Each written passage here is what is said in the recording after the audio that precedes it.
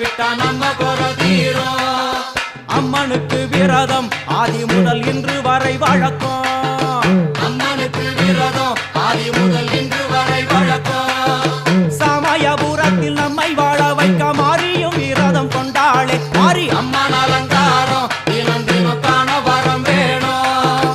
அம்மன் அலங்காரம் கண்டு விட்டா நம்ம குறை தீரும்.